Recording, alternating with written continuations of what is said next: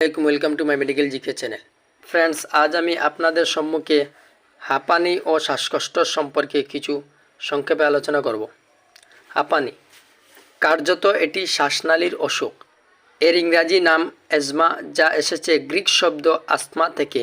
বাংলায় হাঁপানি, যার অর্থ হাঁপান বা হা করে শ্বাস নেওয়া। হাঁপানি রোগ প্রথম অবস্থায় ঠিকমতো চিকিৎসা করলে সারে, তবে যাদের বংশগত বা জেনেটিক তাদের নিরোগ করা কঠিন হলেও অসাধ্য নয়, কিন্তু রোগ পুরানো হলে তখন নিরাময় করা কঠিন হয়। নানা জাতীয় ঔষধ ব্যবহৃত হয়, কারণ হাঁপানি বিভিন্ন ও প্রকারভেদে বিচিত্র। এ বিষয়ে বিস্তৃত আলোচনা করা হয়েছে। এখানে শুধু হাঁপানি ও শ্বাসকষ্টের জন্য প্রয়োজনীয় প্রধান ঔষধগুলির তালিকা দেওয়া হয়েছে। শ্বাসকষ্টের পৃথক ঔষধ দেওয়া হলো, যেমন কিছু দাওয়াই ইনহেলার ফর্মের আছে, সেগুলি দিয়ে ইনহেলেশন নিলে কিছু রিল্যাক্সেশন পাওয়া যায়, যেমন অ্যাস্তালিন ইনহেলার, অ্যারাকট ইনহেলার, ডাউলিন ইনহেলার।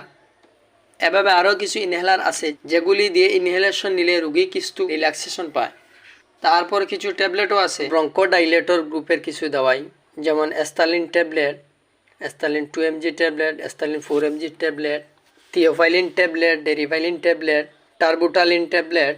এভাবে অনেক ট্যাবলেট ও সিরাপ চিকিৎসকরা দিয়ে থাকেন। তারপরেও যদি রোগীর রোগ না কমে, তাহলে চিকিৎসকরা এই জাতীয় ইনজেকশন ব্যবহার করে থাকেন, যেমন ডেরিফাইলিন ইনজেকশন, থিওফাইলিন ইনজেকশন। এভাবে আরও অনেক ইনজেকশন আছে যেগুলি রোগীদেরকে ইনজেক্ট করে থাকেন। এরপরেও যদি হাঁপানি বা শ্বাসকষ্ট এক্সট্রিম হয়ে যায়, তাহলে চিকিৎসকরা রোগীদেরকে অক্সিজেনের ব্যবস্থাও করে দেন। তাদের অক্সিজেন নেওয়ার প্রয়োজন হতে পারে। কিছু কিছু ক্ষেত্রে বাচ্চাদের শ্বাসকষ্ট বা হাঁপানি হলে ডাক্তাররা তাদেরকে নেবুলাইজারের ব্যবস্থা করে দেন। এরপরেও যদি না হয়, তাদেরকে ফার্দার ট্রিটমেন্টের জন্য পরামর্শ দিয়ে থাকেন।